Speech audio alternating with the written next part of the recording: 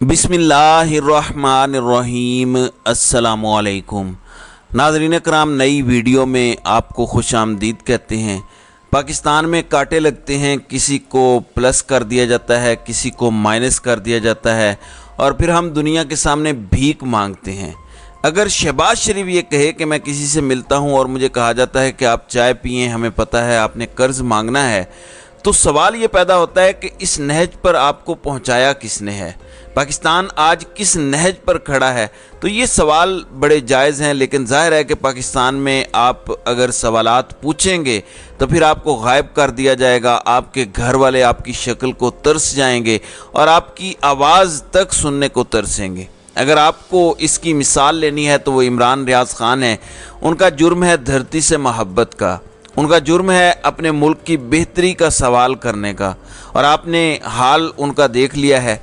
अब ज़रा इमरान खान के हवाले से बात करते हैं। इलेक्शन अब करीब हैं, थोड़ी फीलिंग्स आ रही हैं, जिस किस्म की चीज़ें चल रही हैं, इलेक्शन की तरफ जाना है। अब इसमें एक सवाल ये है कि क्या इलेक्शन में इस तरह से जाना है, इमरान खान को माइनस करके या कुछ करके। अब कुछ नाम हैं, आजकल इस्लामाबाद का एक ख़ास इलाका है, वहाँ पर बड़ा रश नज़र आता है। रश इसलिए है कि वज़ीर आज़म, जो निगरान वज़ीर आज़म की दौड़ में बहुत से लोग जो हैं वो शामिल हैं। कुछ दुबई पहुँचे नवाज़ शरीफ से मिलने के लिए कि चलें वहाँ पे सिफारिश करवाते हैं। अब मैं जो आपको ख़बर देना चाहता हूँ वो इमरान खान के रास्ते की एक रुकावट दूर होने की ख़बर है, और ये उनके घर का एक भेदी लाया है। पाकिस्तान में कुछ लोगों का अगर नाम लिया जाए, पूछा जाए कि ये कौन लोग हैं, किन के नुमाइंदे हैं, ये क्या करते हैं, मेरे ख्याल से आप एक लम्हे का भी तवक्कुफ़ किए बगैर या सोचे बगैर बता देंगे कि ये फ़लाँ के नुमाइंदे हैं। ये उनके कहने पर पॉलिटिक्स करते हैं, उनके कहने पर इंगेज होते हैं। उनमें से एक नाम जनरल ज़ियाउल हक के साहबजादे एजाजुल हक का है। एजाजुल हक थोड़ा अरसा पहले इमरान खान की जमात में अपनी जमात मुस्लिम लीग ज़िया को ज़म कर रहे थे और कह रहे थे कि हम अपनी जमात को ज़म करके तहरीक इंसाफ के टिकट पर इलेक्शन लड़ेंगे। उसके बाद फिर 9 मई का वाक़या हुआ तो इन्होंने कहा कि हमने तो ज़म करने की बात ही नहीं की थी, हमने इत्तेहाद किया था, और अब हम तहरीक इंसाफ के साथ वो इत्तेहाद भी ख़त्म कर रहे हैं। तहरीक इंसाफ के नाम पर बहुत सारे लोगों ने सियासी दिहाड़ियाँ लगाई हैं, बहुत सारे लोगों ने और तरह की दिहाड़ियाँ भी लगाई। मैं आपको एक बात बताना चाहता हूँ, अगर 9 मई के वाक़यात पर किसी ने सबसे ज़्यादा दिहाड़ी लगाई है तो वो पंजाब पुलिस है। ऐसे ऐसे वाक़यात आपको सुनने को मिल रहे हैं कि खुदा की पनाह। फ़र्क करना मुश्किल हो जाता है कि आया हम जिनको शख्सियात कहते हैं ये हमारे मुहाफ़िज़ हैं, ये चोर लुटेरे हैं। इसी तरह के ये लोग भी हैं, जिस तरह मैंने आपको ज़ियाउल हक का नाम लिया। अब ज़ियाउल हक के साहबजादे एजाजुल हक का कहना है कि मैं अब शरीफ ख़ानदान के साथ राब्ते में हूँ। इससे आपको एक चीज़ मिलती है कि अब शरीफ ख़ानदान की तरफ रुझान है, लेकिन असल बात यह है कि वो जो अंदर की खबर लेकर आए हैं वो विफाक से मुताल्लिक है। जिस तरह पंजाब में मोहसिन नकवी को लगाया गया तो उसका एक ख़ास पर्पज़ था। मोहसिन नकवी नून लीग के साथ भी ठीक है, मोहसिन नकवी पीपल्स पार्टी के साथ भी ठीक है, मोहसिन नकवी फजलुर रहमान के साथ भी ठीक है। अगर नहीं ठीक तो वह एक जमात के साथ ठीक नहीं है और उसका नाम तहरीक इंसाफ है। तो इसी किस्म के लोग निगरान सेटअप में चाहिए जो सिर्फ़ और सिर्फ तहरीक इंसाफ मुखालिफ हों, जो तहरीक इंसाफ को डैमेज कर सकें। अगर ऐसे लोग हों तो वो काबिल कबूल हैं। तो इस बारे में बताया गया है कि दो नाम, वो दो नाम कौन से हैं? दोनों नाम बड़े तगड़े हैं। जिस तरह कल किसी दोस्त ने कहा कि जब से नजम सेठी और मोहसिन नकवी और फहद हुसैन को लोगों ने देखा है तो सहाफ़ी बड़े स्मार्ट हो गए हैं। उनको पता है कि प्लॉट्स के अलावा, दीगर मराआत के अलावा स्मार्ट प्ले करके और भी बहुत ओहदे ओहदे मिल सकते हैं। तो आजकल सहाफ़ी बहुत ज़्यादा इन है निगरान सेटअप के लिए। दो नामों से मुतालिक पता चला कि एक नाम नजम सेठी का है। नजम सेठी क्योंकि क्रिकेट बोर्ड से फारिग हो गए हैं तो बताया गया था कि निगरान सेटअप के अंदर उनको कोई बड़ी जिम्मेदारी दी जाएगी। और नजम सेठी किसकी बड़ी जिम्मेदारी होंगे? जाहिर है मुस्लिम लीग नून की ही वो जिम्मेदारी हो सकते हैं। पीपल्स पार्टी के होते तो क्रिकेट बोर्ड में जंग ही ना होती। जबकि अगला नेम मोहसिन बेग का है। उनकी वजह शोहरत क्या है? आप पिंडी इस्लामाबाद के किसी भी शहर इलाके में जाकर लोगों से पूछें کہ اس کی کامیابی کا راستہ کیا ہے، تو وہ ایسا ہے جس کو ہم زبان سے کہنا یا اس کو ڈسکس کرنا بھی کچھ زیادہ مناسب نہیں سمجھتے، کچھ شریفوں والی بات نہیں ہے اس کی۔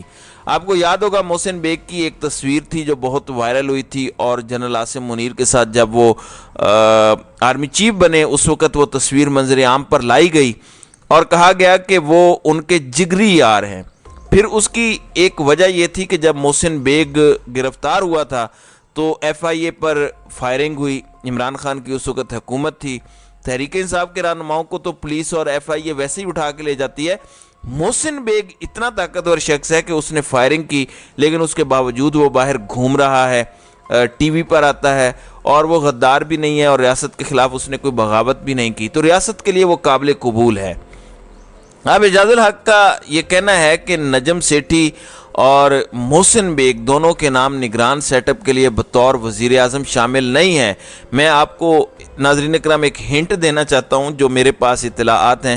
خبر یہ ہے کہ اس بار جو نگران وزیر اعظم لایا جائے گا وہ شاید بلوچستان سے لایا جائے، اور اگر بلوچستان سے لایا گیا تو نواز شریف کی یہی وہ پریشانی ہے جس کی وجہ سے ان کا منہ بنا ہوا ہے۔ اب لگ تو یوں رہا ہے کہ دبئی پلان کی جو خبریں کہ حکومت نواز شریف کی بنے گی، لیکن آگے کچھ ایسی ہیپننگز یا کچھ ایسی چیزیں ہوتی دکھائی دے رہی ہیں جس سے ظاہر ہے کہ ان کے لیے پریشانی کا ایلیمنٹ بہت زیادہ ہے کہ یہ ہمارے ہاتھ سے گیم کہیں نکل ہی نہ جائے۔ اب میں آپ کو ایک مثال دینا چاہتا ہوں ہم پاکستانیوں کے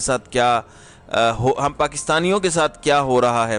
پاکستان میں نے کل آپ کو خبر دی تھی کہ صحت کارڈ پر جو زچگی اور دل کے مریضوں کے علاج ہیں ہسپتالوں میں وہ بند کیے گئے ہیں، اور اس پر پنجاب حکومت کہہ رہی ہے کہ نہیں، ہم نے بند نہیں کیا، ہم اسٹیٹ لائف انشورنس کے ساتھ ایک نیا ایگریمنٹ سائن کریں گے۔ لیکن میں آپ کو ایک خبر دینا چاہتا ہوں جس سے آپ اندازہ لگائیے کہ وہ عمران خان پروجیکٹ جس کو اب آپ مائنس کرنا چاہتے ہیں، اس نے صحت انصاف کارڈ متعارف کرایا، سب لوگوں نے اس کی تعریف کی۔ شاید یہ وہ واحد پروجیکٹ ہے جس پر عمران خان کے سب سے زیادہ ووٹ بنے ہوں گے۔ کسی سے پوچھیں تو وہ آپ کو بتائے گا کہ ہاں اس نے بڑی نیکی کی ہمارے ساتھ، ہمارے خاندان کا علاج مفت ہوا، ہمارے بچے بچی یا بیٹی کا فلاں مسئلہ تھا تو بڑی عزت سے پاکستان میں علاج ہوا۔ ناظرین کرام، آپ کو پتہ ہے کہ مریم نواز کی جس طرح آڈیو لیک ہوئی تھی جس میں اس نے کہا تھا کہ اگر یہی منصوبہ ہے تو آپ فنڈز کا بہانہ کر کے اس کو بند کر دیں۔ اب یہ ہمارے حکمرانوں کی اوقات ہے، کیونکہ ان کا اپنا علاج بیرون ملک ہونا ہے، ان کا اپنا علاج سعودی عرب، دبئی یا کسی امیر ملک لندن، امریکہ وغیرہ میں ہونا ہے۔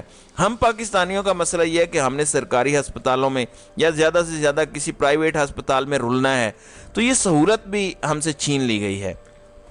اب آپ خبر سن لیجئے کہ عمران خان کے اس پروجیکٹ کو کاپی کیا ہے نریندر مودی نے، جو انڈیا کے وزیر اعظم ہیں، اور انہوں نے بالکل صحت سہولت کارڈ کی طرز پر نیا کام شروع کیا ہے۔ انہوں نے بھارتی عوام کے لیے ایک صحت کارڈ جاری کیا ہے جو انڈینز کو 5 لاکھ روپے کا علاج مفت فراہم کرے گا، اور ان کے 5 لاکھ روپے ہمارے مہربانوں اور ہمارے بڑوں کی شفقت کی وجہ سے پاکستان کے 17.5 لاکھ روپے بنتے ہیں۔ یعنی پاکستان میں اگر 10 لاکھ کا مفت علاج تھا تو انہوں نے 17 لاکھ سے اوپر اس کا علاج کیا ہے۔ اب اس کرنسی کی ڈیویلیویشن کا قصوروار بھی عمران خان ہے، اور اس پر اس کا مقدمہ ہونا چاہیے کیونکہ پچھلے 30 سال سے عمران خان ہی حکمرانی کر رہا ہے نا۔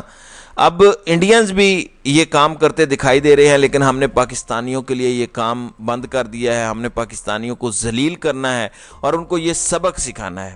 دوسری جانب آپ جانتے ہیں کہ 1 جولائی سے اب 2 جولائی ہو گئی ہے، تو اب نئے بجٹ پر عمل درآمد ہو گیا ہے۔ اب وفاقی حکومت 6 سے 12 لاکھ روپے آمدن والے افراد پر 2.5% ٹیکس عائد کرے گی، اور یہ ایک سپر ٹیکس ہے جو لگایا جائے گا، اور 12 سے 24 لاکھ سالانہ آمدن پر 15,000 روپے فکس ٹیکس دینا ہوگا، جبکہ 12 لاکھ سے زائد آمدن پر 12.5% ٹیکس دینا ہوگا۔ تو اس قسم کے کرتوت یہ حکومت کر رہی ہے تاکہ زیادہ سے زیادہ لوگوں کی جیبوں سے پیسے نکلوائے جائیں، اور وہ پیسے کیوں نکالے جائیں؟